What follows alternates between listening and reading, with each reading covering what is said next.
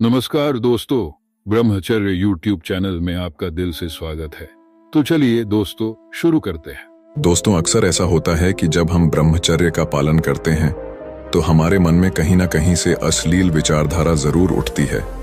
चाहे हम कितना भी प्रयास कर लें, लेकिन ये अश्लील विचारें कभी पीछा नहीं छोड़ती। लेकिन दोस्तों, अगर आप इस वीडियो को अंत तक देख लेते हैं तो यकीन मानिए आपके मन से गंदी और अश्लील विचार आना खत्म हो जाएगा। एक गांव में एक रामू नाम का लड़का रहता था।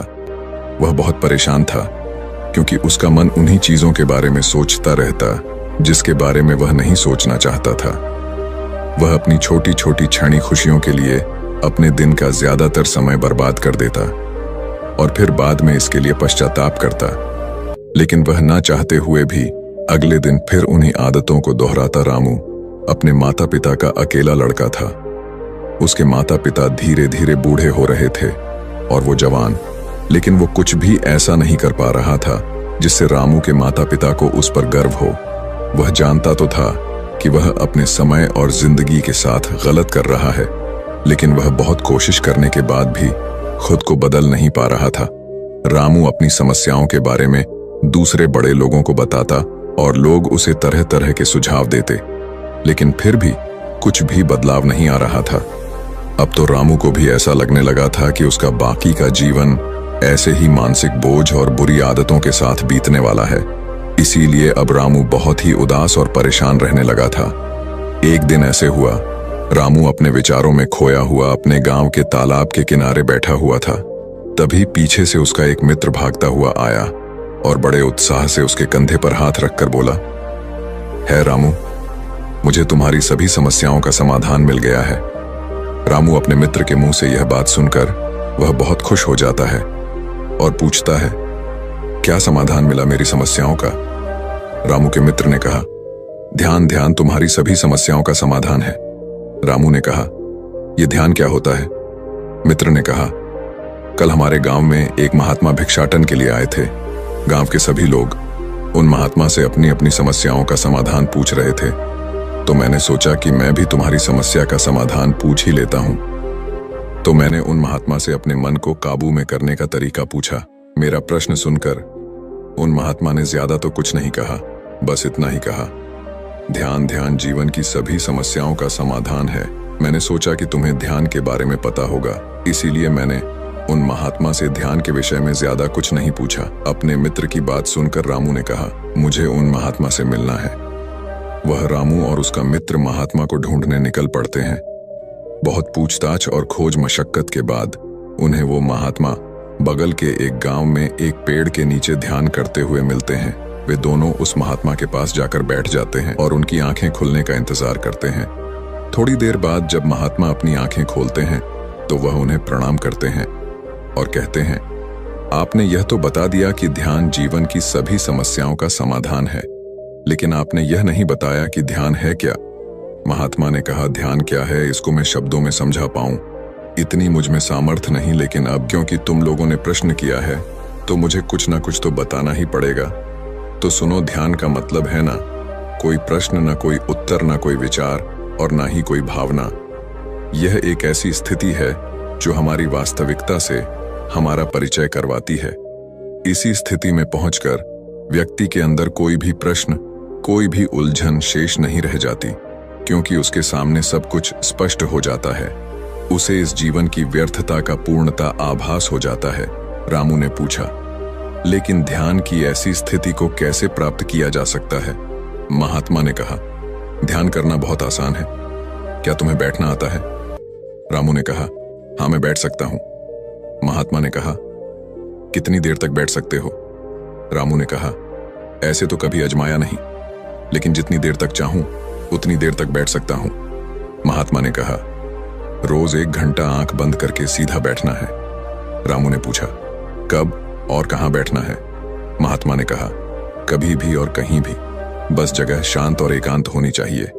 रामू ने फिर प्रश्न किया, मेरे मन के ये गंदे विचार और मेरी बुरी आदतें कितने दिन में छूट जाएंगी? महात्मा ने कहा, सिर्फ 1 दिन में अगर तुम 24 घंटे आंख बंद करके बैठ सको तो। महात्मा से आज्ञा ले रामू अपने घर आ जाता है और ध्यान करने बैठ जाता है। जैसे वे अपनी आंखें बंद करके बैठता है, उसके मन में तरह तरह के विचार उठने शुरू हो जाते हैं, जैसे कि ध्यान करने से सचमुच कुछ फायदा होगा, मैं अपनी बुरी आदतों को छोड़ भी पाऊंगा या नहीं, आखिर सभी लोग मेरी इज्जत कब करेंगे, मैं तो उससे प्रेम करता हूं, लेकिन वह मुझसे प्रेम क्यों नहीं करती, मैं ऐसा क्या करूं कि मैं बहुत सा धन कमाऊं और अपने गांव का सबसे अमीर व्यक्ति बन जाऊं।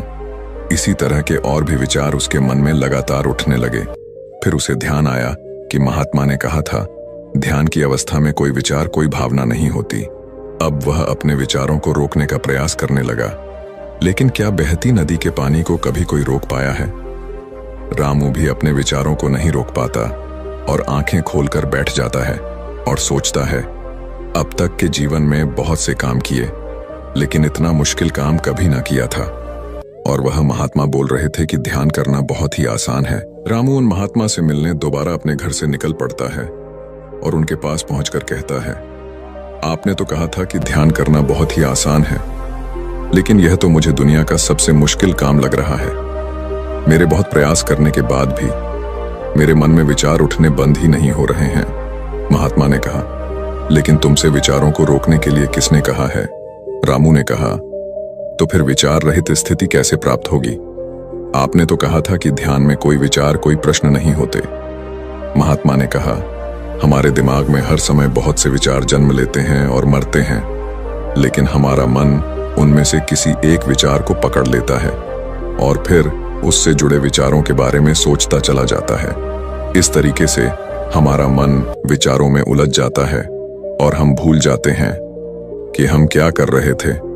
जब तुम ध्यान करने बैठोगे तो तुम्हारे दिमाग में भी बहुत से विचार उठेंगे और खत्म हो जाएंगे, लेकिन तुम्हें किसी भी विचार का चुनाव नहीं करना, बस उन्हें देखना है। तुम्हारे मन में विचार उठेंगे और खत्म हो जाएंगे। धीरे धीरे समय के साथ इन विचारों के उठने की गति कम होती चली जाएगी। महात्मा के मुंह से ये सारी बातें सुनकर वह रामू अपने घर वापस आ जाता है और दोबारा ध्यान करने के लिए बैठ जाता है। इस बार वह रामू महात्मा के बताए अनुसार अपने मन में उठ रहे विचारों को देखता है। वह कुछ देर तक तो विचारों को साक्षी भाव से देख पाता है, लेकिन फिर उसके मन में ऐसे विचार उठते हैं जिनके बारे में सोचने से वह खुद को रोक नहीं पाता और वह गहरे विचारों में खो जाता है। कुछ देर बाद उसे याद आता है कि वह तो ध्यान कर रहा था। वह दोबारा विचारों को देखने का प्रयास करता है, लेकिन इस बार उसका मन दूसरी चाल चलता है। अब उसके मन में अश्लील विचार उठने लगते हैं। रामू सोचता है कि ध्यान जैसी पवित्र स्थिति में यह अश्लील विचार क्यों रहे हैं। वह अपने मन में उठ रहे अश्लील और गंदे विचारों को रोकने का बहुत प्रयास करता है, लेकिन वह उन्हें रोक नहीं पाता। उसके मन में लगातार बस ऐसे ही विचार उठ रहे थे। बहुत देर तक प्रयास करने के बाद जब रामू परेशान हो जाता है तो वह ध्यान से उठकर सीधा उन महात्मा के पास पहुंचता है और कहता है, मैं जब भी अपनी आंखें बंद करके ध्यान करने के लिए बैठता हूं तो मेरे मन में सिर्फ अश्लील और गंदे विचार ही आते हैं। महात्मा ने कहा, कोई भी विचार अच्छा या बुरा नहीं होता, इसीलिए किसी भी विचार को बुरा समझकर उसे जबरदस्ती दबाने का प्रयास मत करो, क्योंकि हमारे द्वारा विचारों का विरोधी उन्हें और भी शक्तिशाली बनाता है। इसीलिए किसी भी विचार का दमन करने का प्रयास मत करो, क्योंकि इस मन की प्रकृति ही ऐसी है कि हम इसे जिस चीज के बारे में सोचने से रोकते हैं, यह उसी चीज के बारे में सबसे ज्यादा सोचता है।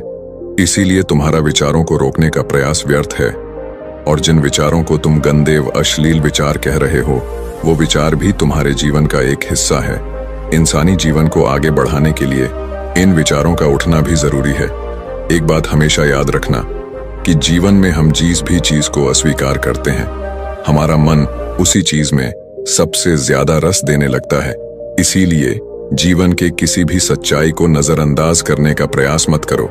हर चीज को स्वीकारो, तभी तुम उससे मुक्त हो पाओगी। लेकिन इसका मतलब ये नहीं कि तुम हर समय काम वासना के विचारों में ही डूबे रहो। तुम्हें ये समझना होगा कि काम वासना हमारे जीवन का एक छोटा सा हिस्सा मात्र है।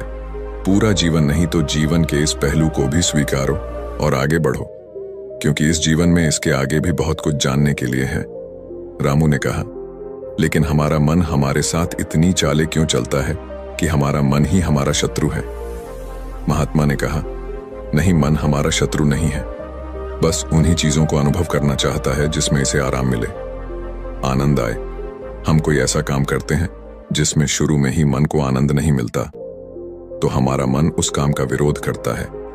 महात्मा ने आगे कहा, अगर तुम अपने मन से बुरे विचारों को खत्म करना चाहते हो तो ब्रह्मचर्य का पालन करो और अपनी आदतों को बदलो। आदतों को तुम केवल तभी बदल सकते हो जब तुम्हारा मन तुम्हारे काबू में होगा, और तुम्हारा मन तुम्हारे काबू में तभी आएगा जब तुम खुद को जानोगे, जब तुम स्वयं को अनुभव करोगे, जब तुम ध्यान का अनुभव करोगे। इतना कहकर महात्मा वहां से चले गए। रामू समझ गया था, अगर उसे ब्रह्मचर्य का पालन करना है तो उसे अपने मन को काबू करना पड़ेगा।